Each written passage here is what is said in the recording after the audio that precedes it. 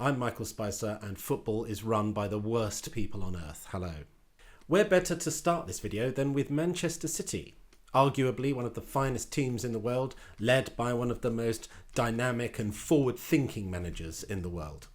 They are financed by the City Football Group, owned by Sheikh Mansour, who is a member of the Abu Dhabi royal family who control the United Arab Emirates.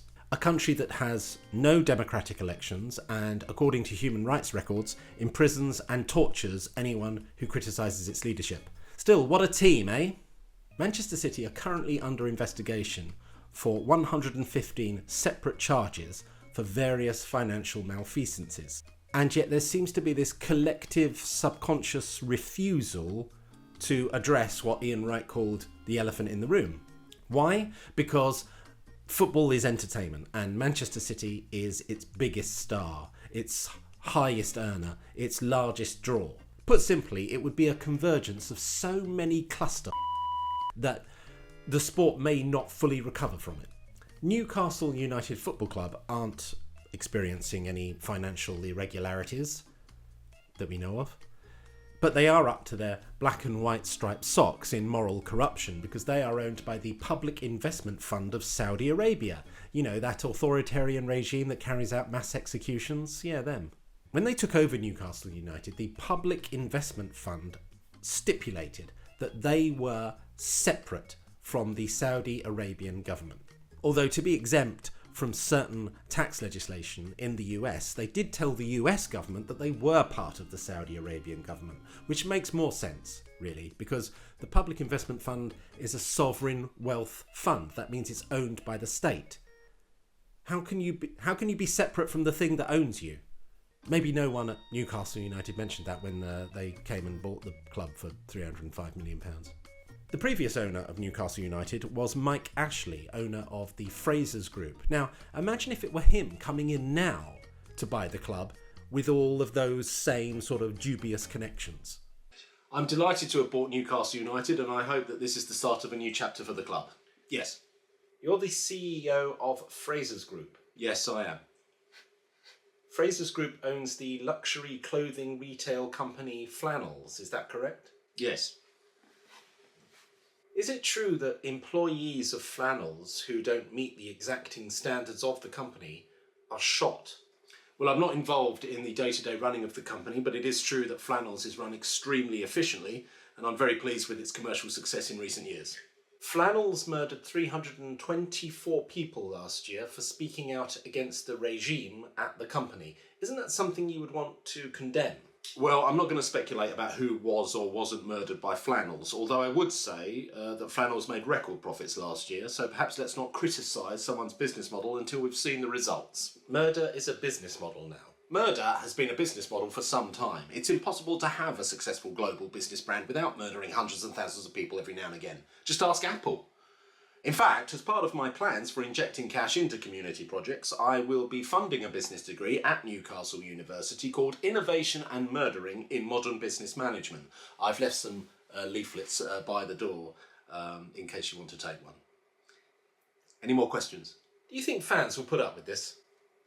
Well, if we win the Carabao Cup next season, probably, yeah.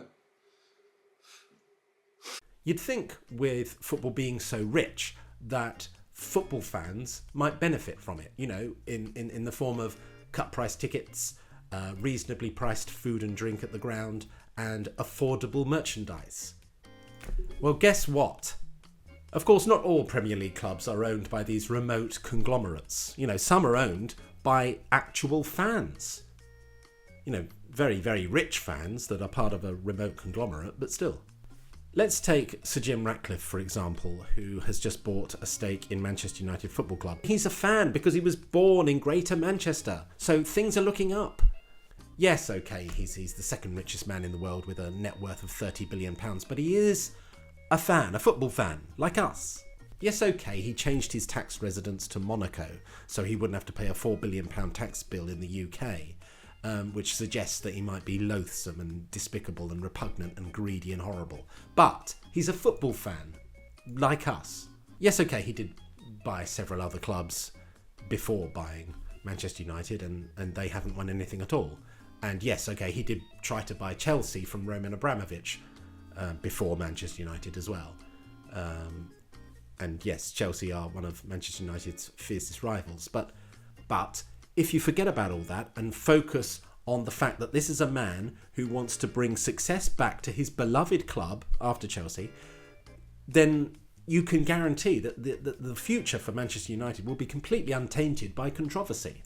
That's if you forget that Sir Jim Ratcliffe purchased his stake in Manchester United through Ineos, an oil, gas and petrochemicals conglomerate which he founded, and which, according to ClientEarth.com, produced 22.8 million tonnes worth of petrochemicals in 2020, expanded its fossil fuel business by buying BP's petrochemicals business in the same year, has announced plans to produce more plastic, not less, and wants to lead the way on hydraulic fracturing. Now, if you forget all that, it really is the feel-good story of the season. Now, you might be asking, what's this got to do with football? They're two totally separate issues. And you'd be wrong, you fool.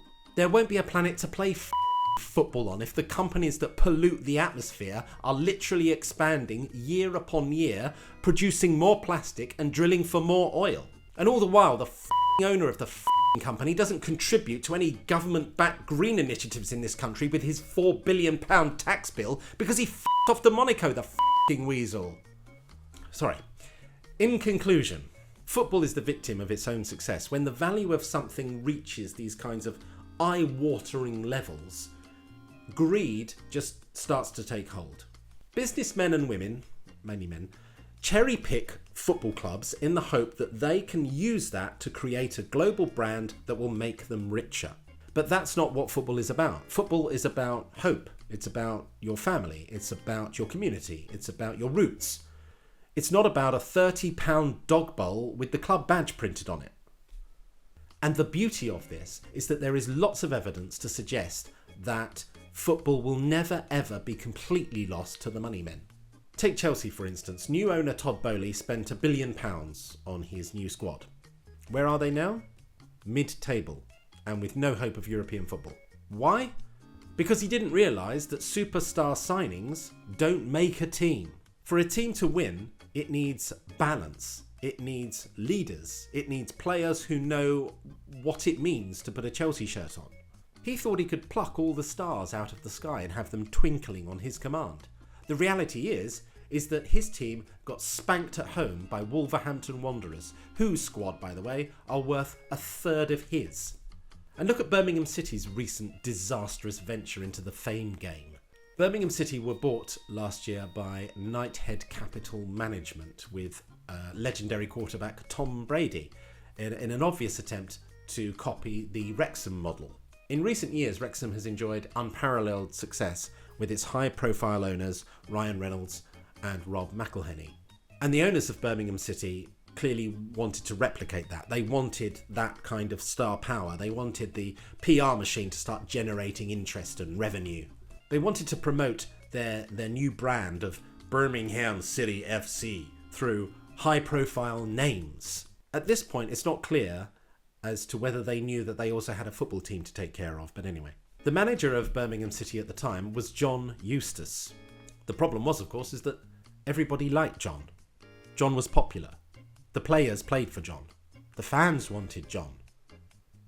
John rescued them from relegation. John strengthened that team. John took them into the next season, and up to that point, had only lost 3 games. John was flying. But John's not a star. So John had to go. Bye, John.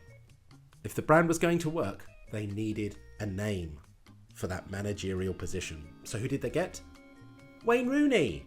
Everybody knows Wayne Rooney. Wayne Rooney is a superstar on the global football stage.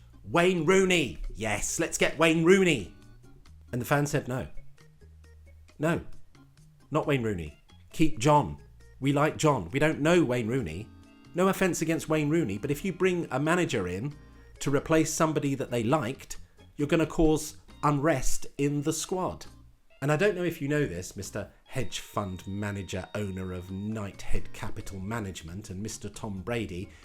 If you have an unsettled squad, you're going to get walloped on the pitch.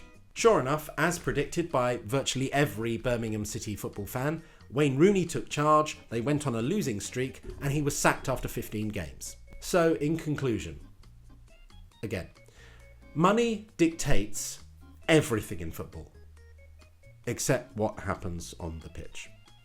And that's why if you took all the money out of the game, there will still be people all over the world kicking a football about. And there will also be somebody watching them going, that was shocking, mate, you should have put your laces through it.